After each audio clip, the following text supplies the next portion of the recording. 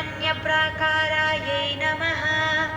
ॐ समुद्रतनयायै नमः। ॐ जयायै नमः। ॐ मङ्गलदेव्यै नमः।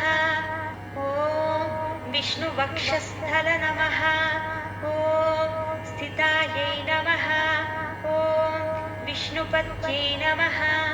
ॐ प्रसन्नाक्ष्यै नमः। ॐ नारायणसमाश्रितायै नमः। ॐ दारिद्र्यध्वंसिन्यै नमः।